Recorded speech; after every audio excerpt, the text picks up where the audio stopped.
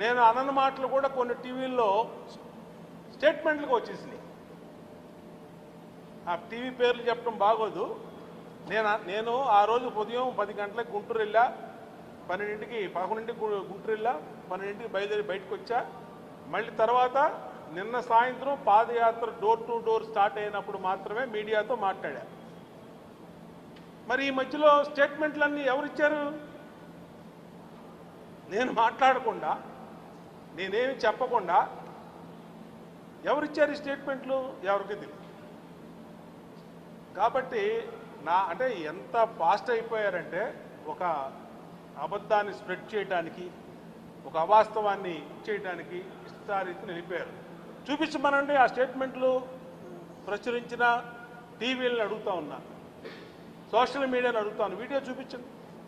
ఇప్పుడు బాగుండవమ్మా, ఇన్ని కెమెరాల ముందు ఇన్ని ఇదిలో మాట్లాడుతున్నావు, నాది ప్రతిదీ రికార్డ్ అవుతుంది. నిన్న నేను మాట్లాడా, అది రికార్డ్ అయింది. రికార్డ్ అయినట్టు చూపించండి, తప్పేమీ లేదు. నేను చెప్పింది నాది ఏదన్నా తప్పు మాట్లాడినా, అవాస్తవం మాట్లాడినా నన్ను అదే ప్రజెంట్ చేయండి, ఇబ్బంది లేదు. కానీ మాట్లాడని కూడా మాట్లాడినట్టు స్క్రోలింగ్లు వేసుకొని కొన్ని ఇచ్చేశారు. దానివల్లే ఈ గ్యాప్ అంతా పార్టీలో వచ్చింది.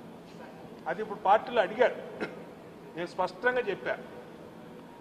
ఏ ఒక్క ఆ రోజు 12ంటికి తర్వాత వచ్చినాక నేను ఏ ఒక్క టీవీ ముందు కానీ, లేదంటే నా సెల్ఫీ వీడియో కానీ, సోషల్ మీడియాలో కానీ నేను మాట్లాడినట్టు ఉంటే మీరు చూపించండి అంటే వాళ్ళు ఆశ్చర్యపోయారు.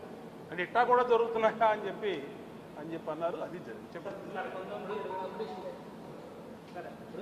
వక్రీకరించారు, అదంతా ఓకే, మీరు మాట్లాడారు. కానీ ఇక్కడ ఏంటంటే అటు అంబటి రాంబాబు అనే వ్యక్తి అటు అధినేత చంద్రబాబును తీవ్ర పదజాలంతో దూషిస్తూ కేడర్ ఆకర్షణ అలాంటి వ్యక్తితో చూసిన వీడియోలు బట్టి కానీ అక్కడ వక్రీకరణ లేదు. మీరు సన్నిహితంగా మెలగటం కానీ, ఆయన పక్కన కూర్చోవటం కానీ, అట్లా వెళ్ళటం అనేది కొంత కార్యకర్తలకి నేతలకి ఇక్కడ ఆగ్రహం తెప్పించింది. ఆ ఘటన కొద్దిగా సీరియస్ అయింది అన్నది ఒక వాదం ఉంది. దాని ఎలా నేను వెళ్ళేటప్పటికీ అంబటి రాంబాబు అక్కడికి లేడు. నేను వెళ్ళి మొట్టమొదట నాకు కేటాయించిన సీట్లో కూర్చున్నా.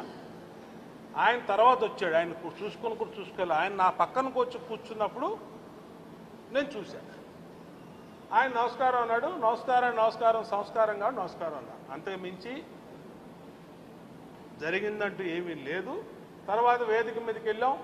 మా వెనకాల ఆయన కూడా వచ్చాడు, నివాళులు అర్పించాడు. తర్వాత కొంతమంది మాట్లాడారు. తర్వాత నాకు అవకాశం ఇచ్చారు, నేను మాట్లాడేసి బయటకు వచ్చాను. అది జరిగింది.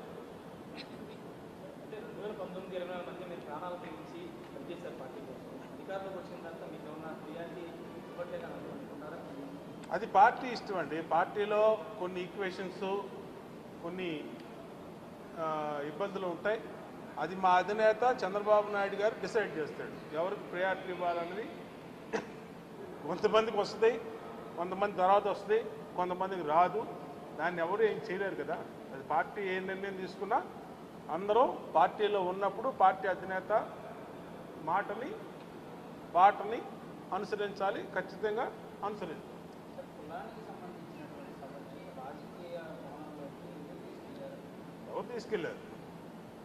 ఎవరు తీసుకెళ్ళాలని అడుగుతున్నా.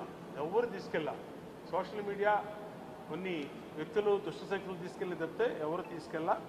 కాబట్టి అన్ని అవాస్తవాలు వక్రీకరించారనేది నేను అదే చెప్తా ఉన్నా. ఆ వక్రీకరణలో జరిగిన భాగంలో జరిగిన తప్పితే ఇది రాజకీయాలకి ఇంకో దానికి సంబంధం లేదు.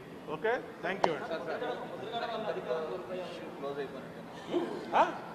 ఇంకేముండదు, లేదంటే చెప్పు. ఇంకా నువ్వేనా ఉంటావు,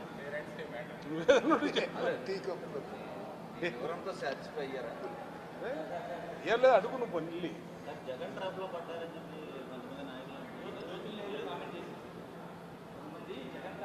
మరి ఆయన్ని అడగండి.